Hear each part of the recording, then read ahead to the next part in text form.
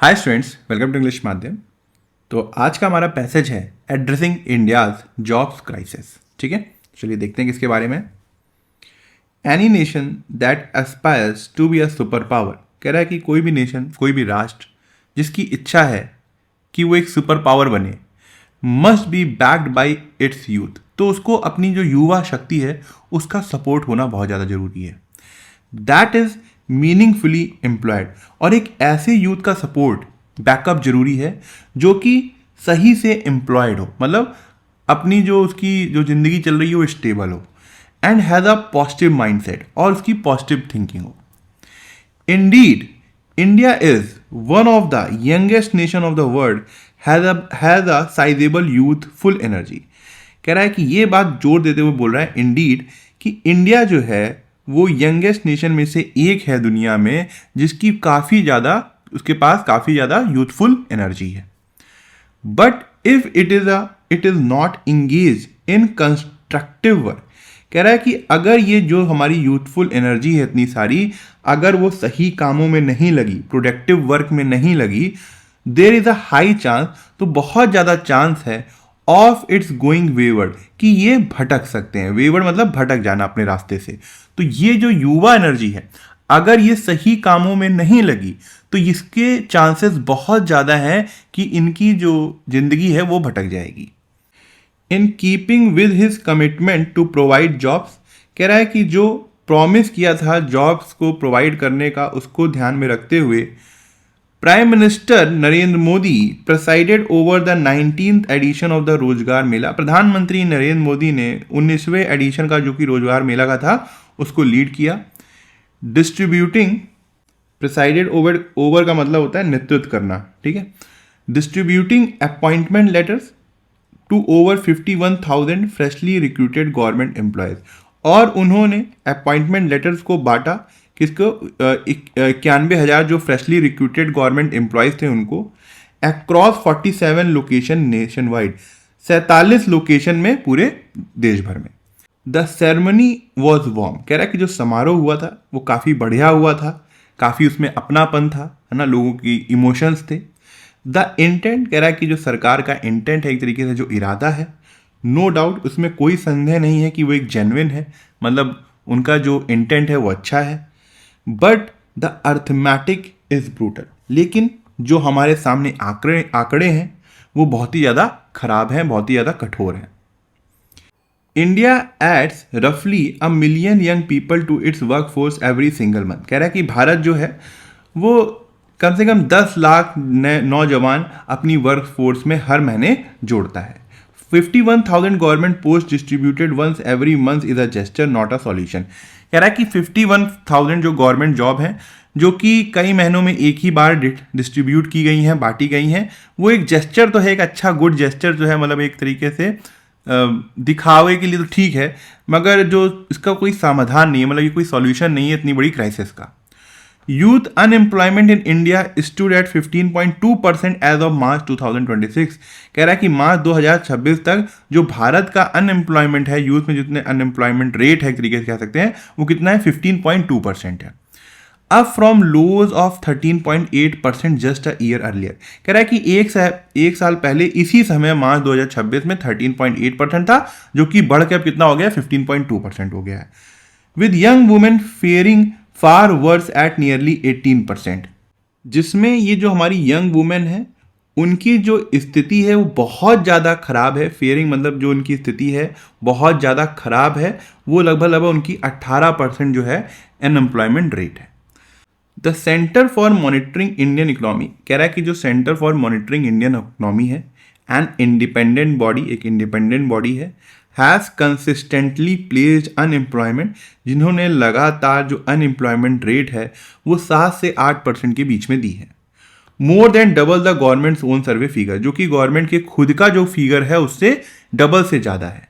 Reflecting, दर्शाता है एक चैल मतलब gap between how joblessness is measured, कि किस तरीके से ये जो अनएम्प्लॉयमेंट रेट है गवर्नमेंट द्वारा मेजर किया जा रहा है, इसको नापा जा रहा है, and how it is experience, और किस तरीके से लोग इसका अनुभव कर रहे हैं, मतलब जो लोग अनएम्प्लॉयमेंट से परेशान है वो बहुत ज़्यादा है, मगर जो गवर्नमेंट के आंकड़े हैं वो बहुत ज़्यादा कम है। तो कह रहा है कि ये एक तरीके से यहाँ पे एक गैप दिखाई देता है हमको। Behind every statistic is a graduate, कह रहा है कि हर आंकड़े के पीछे एक ग्रेजुएट है, sending out hundreds of application, जो कि काफ़ी ज़्यादा एप्लीकेशन जो है वो हर जगह भेज रहा है नौकरी के लिए। A young person cycling between gig stents, कह रहा है एक नौजवान जो कि अस्थाई कामों में, गिग स्टेंट्स का मतलब होता है कि कभी थोड़ा सा काम कर लिया उसके पैसे मिल गए, फिर कहीं भी थोड़ा सा दूसरा काम कर लिया उसके पैसे मिल गए, तो लगातार वो अपनी छोटी छोटी जॉब को चेंज कर रहा है। A family waiting on one study income, और उनकी जो फैमिली है वो एक ऐसी जॉब की वेट कर रही है अपने बच्चों से या फिर अपने जो भी लोग हैं उनके यहाँ, कि वहाँ से एक स्टडी इनकम है, लगातार एक इनकम बनी रहे। That never seems to arrive, जो कि ऐसा लग रहा है कि वो कभी नहीं होने वाला है।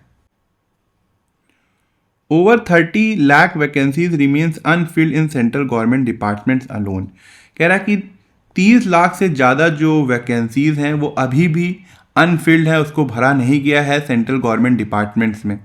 Even as Rozgar Melas distribute letters in the tens of thousands, कह रहा है कि जबकि रोजगार मेला में इतने ज़्यादा जो लेटर दिए गए हैं हजारों में, उसके बावजूद भी 30 लाख वैकेंसीज अभी भी अनफिल्ड हैं। The prime ministers original 2014 promise of 2 crore jobs a year, कह रहा है कि प्रधानमंत्री का जो प्रॉमिस था 2014 में कि वो 2 करोड़ जॉब देंगे सालाना, now read as a stark reminder, ये एक एकदम हमें क्लियर रिमाइंडर है, स्टार्क मतलब एकदम क्लियर एक रिमाइंडर है, of the distance between ambition and delivery, कि हम कोई भी एम्बिशन बना ले, चाहे कोई भी हमारे ऑब्जेक्टिव हो, गोल हो, उसके बीच में और जो वास्तविकता है एक तरीके से उसको डिलीवरी करना, जो रियलिटी है, उसमें काफ़ी ज़्यादा गैप है। None of this is to say the Rozgar Mela is without value, कह रहा है कि ये सब ये नहीं बताता है कि ये जो रोजगार मेला है जिसमें 51,000 लोगों को नौकरी मिली है, इसका कोई महत्व नहीं है। फॉर द 51,000 इंडिविजुअल, कह रहा है कि उन 51,000 लोगों के लिए who received their letters on Friday, जिनको अपॉइंटमेंट फ्राइडे को मिला था, दिस इज लाइफ चेंजिंग, वो इनके लिए लाइफ चेंजिंग मूवमेंट था। मतलब आप समझ ही सकते हो कि अगर आपका कल को एसएससी का अपॉइंटमेंट लेटर आएगा तो एकदम लाइफ चेंजिंग मूवमेंट होता है वो। A government job in India remains a rare, कह रहा है कि गवर्नमेंट जॉब जो भारत में है काफ़ी ज़्यादा रेयर है। कोविटेड थिंग, कोविटेड मतलब बहुत ज़्यादा लोग उसको चाहते हैं, एक ऐसी जॉब है, स्टेबल है, पेंशन उसमें है, इंसुलेटेड फ्रॉम द क्योस है, जो उथल पुथल है इनफॉर्मल वर्क का, है ना, जो फॉर्मल इकोनॉमी के अंदर नहीं आता है, उससे भी बचाव मिलता है, लगातार आपको स्टडी इनकम मिल रही है, स्टेबिलिटी मिल रही है लाइफ में, जब आप रिटायरमेंट आपका हो जाएगा तो आप पेंशन आपको मिलेगी। That employees the vast majority of Indians, कह रहा है कि ये जो इनफॉर्मल वर्क है, मतलब जो गवर्नमेंट वर्क के अलावा है, उसमें जो भारत में बहुत ज़्यादा लोग एम्प्लॉयड हैं, काफ़ी ज़्यादा संख्या में। Every vacancy field is a family circumstances Altered, कह रहा है कि जब भी कोई भी गवर्नमेंट वैकेंसी भरती है तो उससे जो पूरा फैमिली की स्थिति है वो पूरी तरीके से चेंज हो जाती है। सर्कमस्टांसेस मतलब जो पूरी उनकी स्थिति होती है पूरी तरीके से चेंज हो जाती है। दैट मैटर्स, और ये काफ़ी ज़्यादा इंपॉर्टेंट भी है। But the deeper crisis is structure, कह रहा है लेकिन जो सबसे गहरी समस्या जो है इस समय हमारे सिस्टम में है, स्ट्रक्चरल है। Ceremonial hiring drives can not fix it, ये जो दिखावे की हायरिंग हो रही है, 51,000 लोगों को दे दिया, 20,000 लोगों को दे दिया, है ना, इससे प्रॉब्लम जो है वो फिक्स नहीं होने वाली है। India's private sector particularly manufacturing, कह रहा है कि भारत का जो प्राइवेट सेक्टर है, खासकर manufacturing sector, has failed to absorb the demographic dividend and scale, वो पूरी तरीके से विफल रहा है अपनी देश की जनता का जो फायदा उठाने में। मतलब जो डेमोग्राफिक डिविडेंड है, हमारी जो इतनी पॉपुलेशन है, युवा शक्ति है, उसका ये फायदा पूरी तरीके से उठा नहीं पाए हैं। The production linked incentive scheme holds promise, कह रहा है कि गवर्नमेंट की जो प्रोडक्शन लिंक्ड इंसेंटिव स्कीम एक स्कीम है, उसमें थोड़ा सा क्या कहते हैं, कुछ उम्मीद दिखती है। And PM Modi's recent agreement with the Netherland, Sweden, Norway, Italy in semiconductors, और प्रधानमंत्री मोदी का जो हाल ही में एग्रीमेंट हुआ है नेदरलैंड के साथ, स्वीडन के साथ, नॉर्वे के साथ, इटली में सेमीकंडक्टर्स फील्ड्स में, और एआई और advance manufacturing could over time seed high quality employment, कह रहा है कि इन जो सेक्टर में, चाहे वो सेमीकंडक्टर हो गया, एआई में हुआ, या फिर एडवांस मैन्युफैक्चरिंग जो है, वो समय के साथ हमको हाई क्वालिटी एम्प्लॉयमेंट भी दे सकता है। The key word is time. कह रहा है कि इंपॉर्टेंट चीज क्या है? समय। Youth can not wait a decade. कह रहा है कि जो 10 सालों के लिए हमारी जो युवा एनर्जी है वो वेट नहीं कर सकती। The way forward demand 3 urgent shift. कह रहा है कि आगे का आने वाला रास्ता 3 इंपॉर्टेंट चीज़ों को डिमांड करता है। पहला क्या है? एक serious transparent accounting of vacancies, कि सीरियस तरीके से और पारदर्शी तरीके से वैकेंसीज का लेखा जोखा होना चाहिए। Not as a political ammunition, उसको राजनीतिक फ़ायदे के लिए यूज़ नहीं करना चाहिए, but as a national obligation. लेकिन मतलब उसको ये जो वैकेंसीज़ हैं खाली, इसको एक तरीके से नेशनल जिम्मेदारी समझ कर उनको फिल करना चाहिए। If 30 lakh posts are empty in central government, कह रहा है कि अगर 30 लाख पोस्टें खाली हैं सेंट्रल गवर्नमेंट में, दे मस्ट बी फिल्ड, इनको भरा जाना चाहिए। सेकेंड, दूसरी चीज़ क्या है? Invest massively in quality skilling under प्रधानमंत्री कौशल विकास योजना, कि बहुत ज़्यादा हैवी इन्वेस्ट करना चाहिए, बहुत ज़्यादा मात्रा में इन्वेस्ट करना चाहिए कि हम क्वालिटी स्किलिंग कर सकें, मतलब जो लोगों को स्किल दे रहे हैं उसमें क्वालिटी हो, प्रधानमंत्री कौशल विकास योजना के अंतर्गत। एंड अलाइड प्रोग्राम्स, और उससे जितने भी रिलेटेड प्रोग्राम्स हैं उसमें भी इन्वेस्ट करना चाहिए, ताकि the millions outside government employment, कि जितने भी बाहर बैठे हुए लाखों लोग हैं जो कि गवर्नमेंट सेक्टर में नहीं हैं, कैन कम्पीट, वो कम्पीट कर सकें फॉर्मल इकोनॉमी में, फॉर्मल प्राइवेट सेक्टर जॉब्स में। तीसरी चीज है make it genuinely easier for small and medium enterprises to hire, कि बहुत ज़्यादा ईजी करें ताकि जो स्मॉल एंड मीडियम इंटरप्राइजेस हैं वो लोगों को हायर कर सकें, अपने यहाँ नौकरी दे सकें, वो अपना बिजनेस एक्सपैंड कर सकें और अपने आप को फॉर्मलाइज कर सकें। फॉर्मलाइज मतलब ऑफिशियली रूप से अपने आप को, या फिर औपचारिक रूप से अपने आप को दिखा सकें। Because that is where the bulk of India's employment must ultimately come from, क्योंकि अंत में जो भारत का बहुत सारा रोजगार है इसी फील्ड से आने वाला है। ठीक है। Which of the following statements can be logically deduce from the passage, कह रहा है कि कौन सा जो स्टेटमेंट है हम पैसेज से समझ सकते हैं, कंक्लूड कर सकते हैं। The current scale of government recruitment drive is disproportionately small compare to the monthly influx of new entrants into the Indian labour market. कह रहा है कि जिस मात्रा पे गवर्नमेंट अभी रिक्रूटमेंट कर रही है वो काफ़ी ज़्यादा स्मॉल है, अगर हम ये देखते हैं कि मंथली कितने नए लोग हमारी इंडियन लेबर मार्केट में आ रहे हैं। बिल्कुल सही है। There exist a significant statistical divergence between independent economic assessments and official government narrative regarding the unemployment rate. कह रहा है कि एक काफ़ी ज़्यादा एक डाइवर्जेंस है, मतलब दोनों के आंकड़े अलग हैं, जो इंडिपेंडेंट इकोनॉमिक असेसमेंट रिपोर्ट है या जो बाहरी रिपोर्ट है उसमें, और जो सरकार की खुद की अपना जो नरेटिव है, स्टोरी है, उसमें रिगार्डिंग किसके रिलेटेड? अनएम्प्लॉयमेंट रेट के रिलेटेड। एकदम सही है, तो दोनों ही हमारे करेक्ट आंसर है। Which of the following statement is are consistent with the author's view regarding the resolution of the employment crisis. कह रहा है कि इन दोनों स्टेटमेंट में से कौन से ऑथर के व्यूज़ के साथ कंसिस्टेंट है, कि जो उसने कहा था कि एम्प्लॉयमेंट क्राइसिस का जो समाधान के बारे में बात करी थी उसको लेकर। Fostering a conducive environment for the expansion and formalisation of small and medium enterprises is a pre requisite for sustainable job creation. कह रहा है कि अनुकूल इन्वायरमेंट को मजबूत करना ताकि जो स्मॉल एंड मीडियम एंटरप्राइजेज हैं उनका एक्सपेंशन हो सके और फॉर्मलाइजेशन हो सके, और ये एक तरीके से आवश्यकता है, ज़रूरी है कि वो सस्टेनेबल जॉब क्रिएशन के लिए। तो ये एकदम सही है।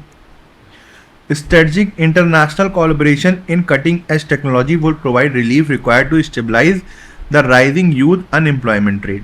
कह रहा है कि ये जो स्ट्रेटेजिक इंटरनेशनल कोलैबोरेशन है उसके साथ जो प्रधानमंत्री मोदी जो नॉर्वे या नीदरलैंड गए हैं एडवांस टेक्नोलॉजी के लिए, वो कुछ रिलीफ प्रोवाइड करेगा। हालांकि सेंटेंस में ये भी लिखा हुआ था कि 10 साल तक यूथ को कुछ भी फ़ायदा होने वाला उसका नहीं है ना, तो इसलिए हम इसको सही नहीं मानेंगे।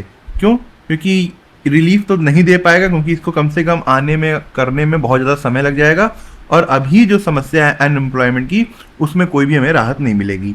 तो यहाँ पे आंसर क्या होना चाहिए? ओनली 1। ठीक है। What best captures the shift in perception regarding India's employment landscape as presented in the passage? कह रहा है कि भारत में जो एम्प्लॉयमेंट को लेकर धारणा थी या सोच थी वो किस तरीके से चेंज हुई है, जैसा कि पैसेज में दर्शाया गया है। From a period of high stability in informal labour to an era of precarious dependency on sporadic government recruitment. नहीं है, यहाँ पे देखो समझते ही आ गया कि कह रहे हैं कि इनफॉर्मल लेबर में हाई स्टेबिलिटी थी पहले, नहीं। From a hopeful projection of massive annual job creation to a staggering reality of incremental and symbolic hiring milestones. हाँ, पहले एक तो बहुत ही ज़्यादा बड़े बड़े वादे किए गए थे, प्रोजेक्शन की था ये कि 2 करोड़ जॉब मिलेगी, अब बाद में सिर्फ 91,000 ही जो है वो जॉब मिलती है लोगों को, एक तरीके से सिंबॉलिक है, सिर्फ दिखाने के लिए। तो यही एक हमारी सोच में या धारणा में शिफ्ट हुआ है, ठीक है। From a reliance on traditional agriculture की कहीं बात ही नहीं हुई है। From a focus on quantitative expansion of the work force to a qualitative emphasis on skilling and vocational excellence. ये एक समाधान जरूर था, मगर जो मेन जो चीज़ थी यही थी कि हमारे सोचने में शिफ्ट आया है अनएम्प्लॉयमेंट को लेकर, कि पहले बहुत बड़े बड़े वादे थे, होपफुल प्रोजेक्शन थे, मगर बाद में वो जो कुछ जो 51,000 ही नौकरियां दी गई। What best captures the structural contrast between the public sector ceremonial drives and the reality of state vacancies as articulated in the passage? कह रहा है कि कौन सा स्टेटमेंट जो है बहुत ही अच्छे तरीके से ये दिखा रहा है कि जो पब्लिक सेक्टर में जो सेरेमोनियल ड्राइव्स हो रही हैं, मतलब नौकरियां दी जा रही हैं गवर्नमेंट की तरफ से रोजगार मेला में, और ये जो बहुत सारी वैकेंसीज हैं उसमें क्या कंट्रास्ट है, कौन सा स्टेटमेंट सही तरीके से दिखा रहा है, जैसा कि पैसेज में बताया गया था। A highly organized administrative framework that successfully fills all positions versus a sudden nationwide decline in young, नहीं। A localized bureaucratic delay, bureaucratic की कहीं बात ही नहीं हुई है। A well-intended but numerically limited distribution of appointment letter versus a massive and unresolved deficit of over 30 lakh unfilled vacancies। कह रहा है कि एक वेल इंटेंडेड मतलब काफ़ी सही सोच के साथ जो काम किया गया था, मगर जो आंकड़े हैं वो काफ़ी ज़्यादा लिमिटेड हैं, क्योंकि काफ़ी कम लोगों को अपॉइंटमेंट मिला है। और दूसरी तरफ बहुत ही एक ऐसा मतलब समस्या है जो कि सॉल्व नहीं हुई है, 30 लाख वाली जो अनफिल्ड वैकेंसीज हैं। तो यही हमारा आंसर है। Which tense is mainly use in the passage, कौन सा टेंस जो था वो मेनली यूज हुआ है। पढ़ते समझ में आ रहा होगा, दोबारा पढ़ना जाकर, तो वो सिंपल प्रेजेंट था, ठीक है। सिंपल प्रेजेंट में ही ज़्यादातर चीज़ें चल रही थी। ये है आज का क्लोज टेस्ट, ठीक है। एक बार पढ़ के देखो, फिर स्टार्ट करते हैं। Do you remember when you really wanted to go somewhere but couldn't because none of your friends agreed to go with you, or when you wanted to watch a movie but none of your friend was interested in it so ये didn't watch it either. कह रहा है कि क्या तुम्हें वो समय याद है कि जब तुम लोग कहीं बाहर जाना चाहते थे तब भी तुम्हारे फ्रेंड्स जो थे वो एग्री नहीं किए थे, और जब तुम मूवी देखना चाहते थे तो वो तुम्हारे जो फ्रेंड्स थे वो इंटरेस्टेड नहीं थे, तो तुम भी नहीं गए थे, तुम भी देखने नहीं गए थे। और दैट टाइम, क्या तुम्हें वो समय याद है when your eyes were filled with tear, जब तुम्हारी आंखें आंसुओं से भरी थी, फॉर 1 or 2 months, 1 या 2 महीने के लिए, because the person you considered your everything left you, क्योंकि तुम जिस व्यक्ति को सब कुछ अपना मतलब उस व्यक्ति को जिसको तुम सब कुछ अपना मानते थे वो तुमको छोड़ के जा चुका था। और दोज मोमेंट या फिर वो पल आपको याद हैं when you were deeply troubled, जब तुम बहुत ही ज़्यादा समस्या में थे about something and called your friends for emotional comfort, और तुमने अपने दोस्त को कॉल किया था कि वो आकर उस तुम्हारा इमोशनल कंफर्ट मतलब सहारा बन सके, बट दे वर बिजी, लेकिन वो उस समय बिजी थे, which made you dash even more upset, जिसने तुमको और ज़्यादा अपसेट बना दिया था, ठीक है। क्या होना चाहिए यहाँ पे, feeling, felt, to feel, feel. ये कॉजेटिव वर्ब के बारे में कुछ पढ़ा है, कॉजेटिव वर्ब विच मेड के बाद ऑब्जेक्ट आया, यहाँ पे क्या आना चाहिए, कॉजेटिव वर्ब के साथ क्या आता है, वर्ब की बेस फॉर्म आती है, तो फील होना चाहिए। इस तरीके के सेंटेंस सुनने होंगे ना, जैसे शी मेड मी लाफ, है ना, या फिर the news made him cry, है ना। तो जो क्या था, वर्ब की बेस फॉर्म आता है पॉजिटिव वर्ब के साथ, तो फील हमारा आंसर होगा। इन ऑल दीज सिचुएशन, कह रहा है इन सब स्थितियों में, वन थिंग इज कॉमन, एक चीज कॉमन थी, योर सैडनेस, तुम्हारा दुख, and if you look closely, अगर तुम ध्यान से देखते हो तो reason for your sadness is also the same, तो तुम्हारे दुख का कारण भी सेम है। Giving more important to others, कि तुम दूसरों को ज़्यादा इंपॉर्टेंट देते हो दैन योर ओन हैप्पीनेस, अपनी खुशियों के बजाय। यू आर सेक्रीफाइसिंग, तुम बलिदान दे रहे हो, योर हैप्पीनेस, अपने हैप्पीनेस का, फॉर अदर, दूसरों के लिए। यू लाइक अ मूवी, तुम्हें मूवी पसंद है, and really want to go out, तुम जाना भी चाहते हो, एंड वॉच इट, तुम देखना भी चाहते हो, but you don't go because none of your friend is going with you. लेकिन तुम नहीं जाते हो क्योंकि तुम्हारा कोई भी फ्रेंड तुम्हारे साथ नहीं जा रहा होता है। Your happiness becomes dash on other, तुम्हारी खुशियां जो है वो दूसरों के ऊपर निर्भर करती हैं, because you are not able to happy on your own, क्योंकि तुम खुद में खुश रहना नहीं जानते हो। You are unable to find happiness within yourself, तुम अपने ही अंदर खुशी नहीं ढूंढ पा रहे हो, which makes other are necessity for you, इसी वजह से तुमको दूसरों की आवश्यकता पड़ती है, and you don't even realise it, और तुम्हें इसका रियलाइजेशन भी नहीं है। क्या होना चाहिए यहाँ पर? Your happiness becomes anchored, anchored का मतलब होता है फिक्स, कहीं टिका होना, जैसे द शिप वॉज एंकर्ड, है ना, नियर द सी, तो जैसे वहाँ पे फिक्स्ड है। कॉन्टीजेंट का मतलब होता है कि निर्भर करना, मगर यहाँ पे कंडीशन होती है, जैसे success is contingent on hard work, ठीक है, जो सक्सेस है वो निर्भर करती है आपकी मेहनत के ऊपर, तो कंडीशन है। डिपेंडेंट यहाँ पे हो सकता है, योर हैप्पीनेस, आपकी हैप्पीनेस जो खुशी है वो निर्भर करती है, ठीक है। सब सर्वियंट का मतलब होता है कि आप किसी के अधीन है ना, किसी के, जैसे ही became servant to his boss, तो ये नहीं होगा। तो बेस्ट यहाँ पे क्या है? डिपेंडेंट है।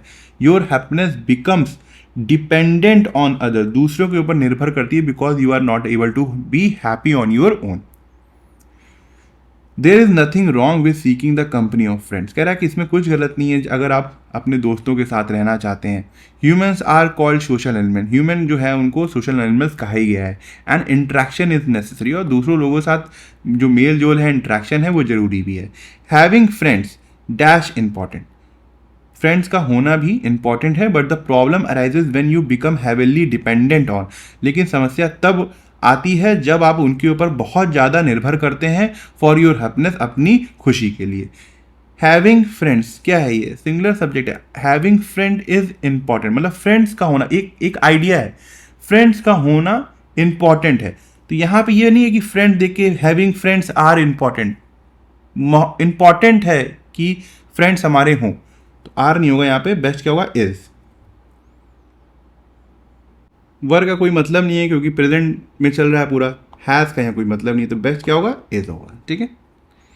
It is like handing over the key to your happiness to someone else, कह रहा है कि ये इस तरीके से है कि आप अपनी खुशियों की चाबी किसी और को दे दे रहे हैं, विच इज़ क्वाइट डैश, जो कि काफ़ी ज़्यादा समस्या वाली बात है, इस तरीके का आ रहा है मीनिंग। कन्फ्यूजिंग तो होगा नहीं, विच is quite confusing.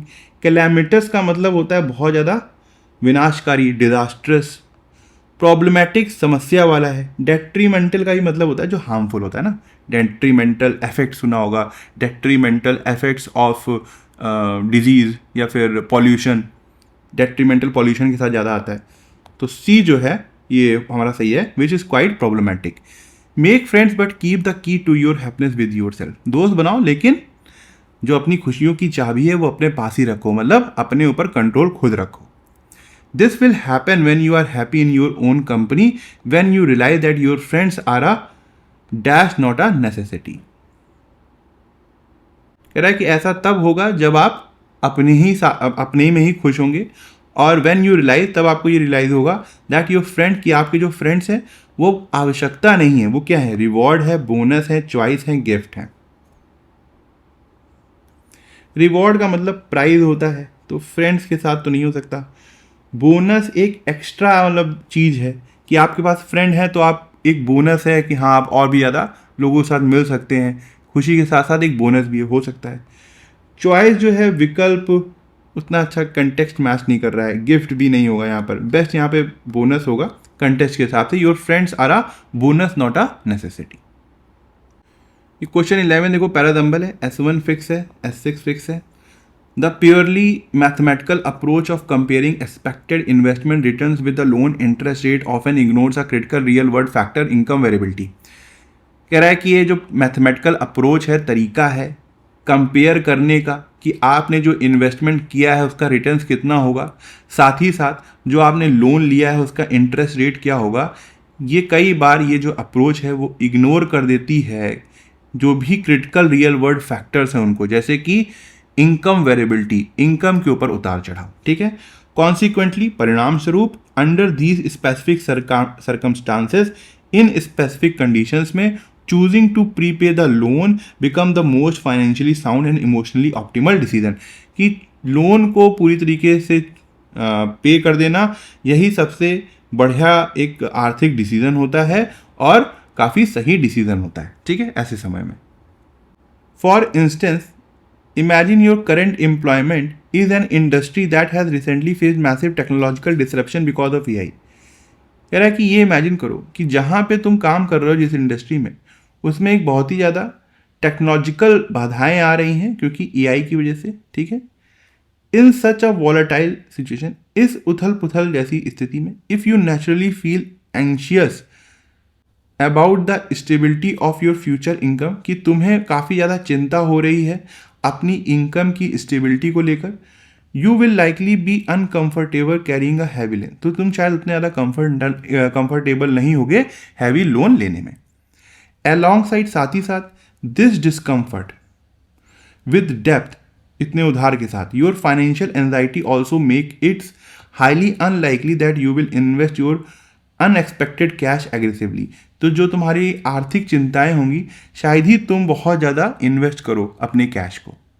As a result, उसका परिणाम ये होगा ऑफ प्लेइंग इट सेफ खेलने का, you would lean toward secure bond, तुम सिक्योर्ड बॉन्ड की तरफ जाना पसंद करोगे, where expected returns are generally lower, जहाँ पे रिटर्न जो है वो कम होते हैं इंटरेस्ट रेट के, जो कि लोन का होता है, ठीक है। परिणाम स्वरूप इन स्पेसिफिक सर्कमस्टांसेस में choosing to prepay the loan, पहले से ही लोन को चुकता कर देना, becomes the most financially sound and emotionally optimal decision. मुझे ऐसा लग रहा है कि ये PQRSE है, ठीक है, पढ़ते समय। अब देखो क्यों, यहाँ पे इनकम वेरिएबिलिटी आई, ठीक है। अब कह रहा है कि अब तुम ये इमेजिन करो कि तुम ऐसी इंडस्ट्री में हो जहाँ पर टेक्नोलॉजिकली डिसरप्शंस हो रहे हैं एआई की वजह से, ठीक है। कह रहा है कि ऐसी स्थितियों में, पी के बाद देखो, ऐसी वोलाटाइल सिचुएशन में तुम्हें एक तरीके से नेचुरल है कि चिंता होने लगेगी अपनी जॉब की, जो अपनी फ्यूचर इनकम की स्टेबिलिटी के लिए, ठीक है। You feel like uncomfortable carrying a heavy loan. अब कह रहा है कि अलॉन्ग साइड डिसकंफर्ट विद डेप्ट, ये जो उतने उधार के साथ, योर फाइनेंशियल एंजाइटी, ठीक है। अब यहाँ पे कह रहा है कि अनएक्सपेक्टेड कैश एग्रेसिवली तुम क्या कहते हैं इन्वेस्ट नहीं करोगे, जिसका परिणाम क्या होगा एज अ रिजल्ट ऑफ कि तुम सेफ खेलने की कोशिश करोगे, you would lean toward secure bonds, और परिणाम स्वरूप ये तो S6 तो फिक्स है ही, तो हमारा क्या आंसर होना चाहिए, PQRS।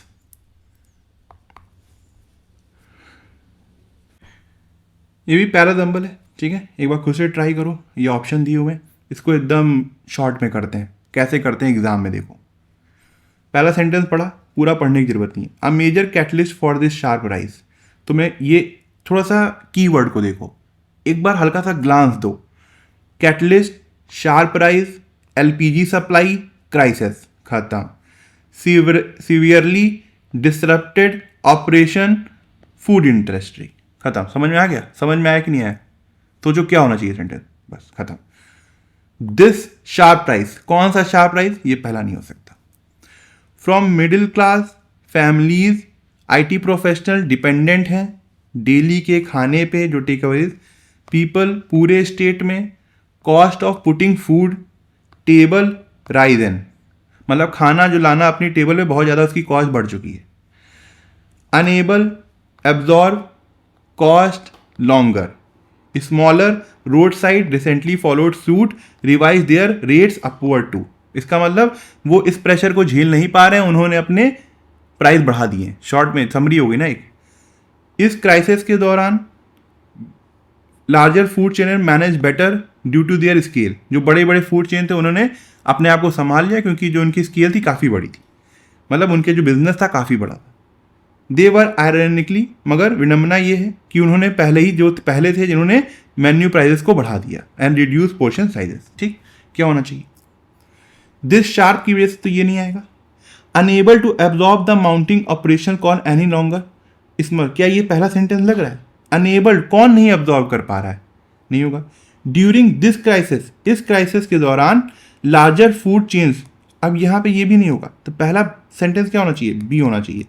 कह रहे हैं कि middle class families to IT professional जो है, जो कि डेली खाने के ऊपर, बाहर के खाने के ऊपर डिपेंड करते थे, people across the state report that the cost of, हर जगह के लोगों ने ये बताया है कि जो कॉस्ट ऑफ पुटिंग फूड है टेबल पर वो बढ़ गई है, ठीक है। अब देखो ये जो हैज राइजन आया है, अब मेजर कैटलिस्ट, कैटलिस्ट मतलब समझ रहे हो, जो किसी चीज़ को तेज कर देता है, है ना। इस शार्प राइज का मेजर कैटलिस्ट क्या है? Has been the reset LPG supply crisis. LPG को जो सप्लाई क्राइसिस है वो है, which severely disrupted operation across the entire food industry. BA। अब क्या होगा कि यहां पे देखो क्राइसिस की बात हुई थी, कह रहा है कि ड्यूरिंग दिस क्राइसिस, इस क्राइसिस के दौरान जो लार्ज फूड चेन्स थे, तो BAD, और उसके बाद आ जाएगा हमारा C। ठीक है, तो BADC हमारा B जो है आंसर है। ठीक है, तो ठीक है, आज का लेक्चर यहीं ख़त्म करते हैं। आई होप आपको कुछ सीखने को मिला होगा, और आप कमेंट सेक्शन में ज़रूर बताइएगा कि आपको आज का लेक्चर कैसा लगा और आपको क्या सीखने को मिला। अगर आप मुझसे इंग्लिश ग्रामर पढ़ना चाहते हैं तो आप हमारा ऐप इंग्लिश माध्यम प्ले स्टोर से डाउनलोड कर सकते हैं। ऐप ओपन करते ही आपके सामने होम स्क्रीन आएगी, वहाँ पे आपको 5 ऑप्शन मिलेंगे, मेन, लाइब्रेरी, फीड, लेक्चर, पास। लेक्चर में क्लिक करते ही आपके सामने 2 वर्जन आएंगे, फ्री और पेड।